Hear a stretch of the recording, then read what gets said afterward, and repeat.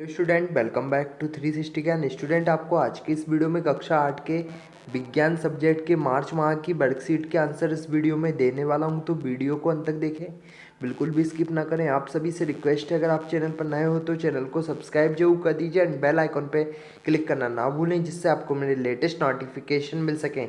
तो यहाँ पर मैंने आपके विज्ञान सब्जेक्ट की कक्षा 8 की वर्कशीट को ओपन कर रखा है। तो सबसे पहले विद्यार्थी का नाम आएगा, उसके बाद पिता का नाम आएगा, यहाँ पर आपको साला का नाम भर देना है, यहाँ पर आपको कक्षा 7 लिख देना है। अब हम देख लेते हैं कि आपकी विज्ञान की मार्च माह की वर्कशीट में किस तरीके के प्रश्न पूछे गए हैं और उनके आपको आंसर क्या लिखना है। तो यहाँ पर आपको नीचे आ जाना है। तो देखिए, जो पहला प्रश्न है जिसमें आपको पूछा गया है कि एक औजार बनाते समय कोई लोहार लोहे के गर्म टुकड़े को हथौड़ों से बार बार पीटता है, इस प्रकार लोहार लोहे के टुकड़े को शीट में परिवर्तित कर देता है, तो बताइए। तो यहाँ पर आपको पहला प्रश्न है कि लोहे के टुकड़े का चपटी शीट में परिवर्तित हो जाना धातु के कुछ गुण को दर्शाता है। आघात वर्धिनेता, आघात वर्धिनेता इसका दोस्तों सही आंसर है। तो आपको इस तरीके से लिख लेना। उसके बाद आता है दूसरा प्रश्न, लोहे के टुकड़े को पीट पीट कर शीट बनाने में लोहार के द्वारा लगाया बल किस प्रकार का बल होगा। तो है दोस्तों, होगा आपका बी वाला सही है, पेशीय बल। तो पेशीय बल आपका सही आंसर लिख देना। अब हम चलते हैं आपके प्रश्न नंबर 2 की ओर। तो प्रश्न नंबर 2 में पहले यहाँ पर आपको देख सकते हैं, एक इस तरीके से आपको एक डायग्राम दिया गया है जिससे रिलेटेड यहाँ पर प्रश्न पूछे गए हैं, जिसमें पूछा गया है कि चित्र में दर्शाए गए एक कोशिकीय जीव का नाम बताइए। अमीबा, अमीबा दोस्तों इसका सही आंसर है, आपको अपनी वर्कशीट में लिख लेना है। उसके बाद आता है आपका बा वाला, जिसमें पूछा गया है कि है जीव सूक्ष्म जीवी के किस वर्ग के अंतर्गत रखा गया है।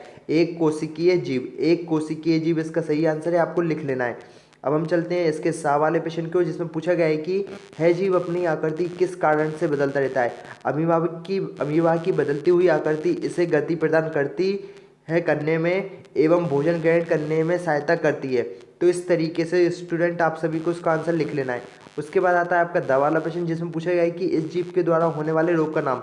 अमीवियसियस, इस तरीके से आपको इसका आंसर आपको लिख लेना है। उसके बाद यहाँ पर आपका आता है प्रश्न नंबर 3, जिसमें यहाँ पर दोस्तों आपको नीचे दिए गए चित्र को नामांकित करना है आपको।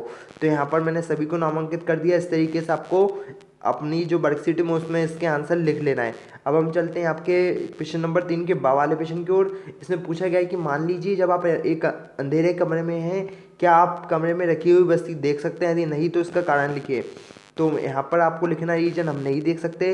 रीजन है कि किसी वस्तु को देखने के लिए प्रकाश का होना आवश्यक है। जब किसी वस्तु से आने वाला प्रकाश हमारे नेत्रों में प्रवेश करता है तो तब हम वस्तु को देख पाते हैं। तो इस तरीके से आपको आसान भाषा में इसका उत्तर लिख देना है।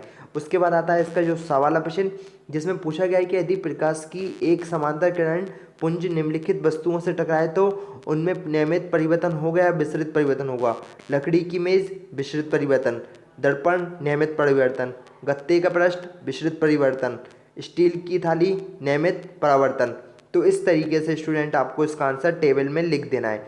अब हम चलते हैं आपके अगले प्रश्न की ओर। तो यहाँ पर आप देखेंगे कि आपको प्रश्न नंबर 4 में एक सर्किट बना हुआ है, इससे रिलेटेड प्रश्न पूछे गए हैं, जिसमें पूछा गया है कि चित्र में दर्शाई गई व्यवस्था में बल्ब क्यों नहीं जला। इसके 3 संभावित कारण लिखिए। बल्ब फ्यूज हो सकता है, पहला कारण है बल्ब फ्यूज हो सकता है।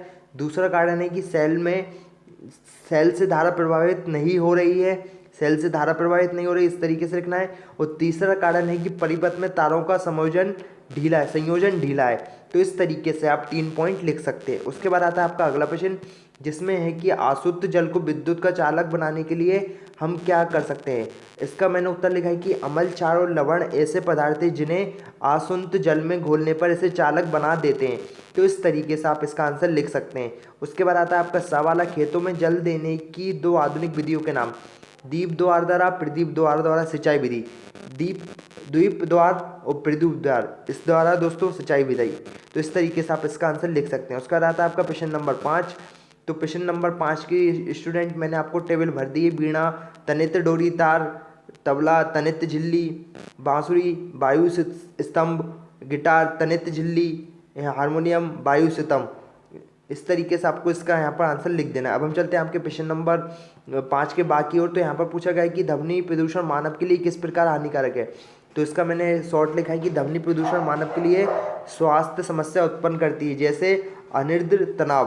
तो इस तरीके से आप इसका आंसर लिख सकते हैं। उसका यहाँ पर लिखा है कि व्यक्ति की सुनने की क्षमता अस्थायी एवं स्थायी रूप से कम हो सकती है। तो दूसरा रीजन आप इसका है लिख सकते हैं। अब हम चलते हैं आपके प्रश्न नंबर 6 की ओर। तो प्रश्न नंबर 6 में पूछा गया है कि जूतों के सोल तले एवं कारों, ट्रकों आदि के टायर खांचेदार क्यों बनाए जाते हैं। तो इसका मैंने उत्तर लिखा है कि जूतों के तले एवं कारों के ट्रक द्वारा आदि के टायर खांचेदार इसलिए बनाए जाते हैं क्योंकि खांचेदार फर्श से अच्छी पकड़ बनती है, जिसके कारण अच्छी तरह चला जा सकता है। तो इस तरीके से आपको सिंपल में इसका आंसर लिख देना है।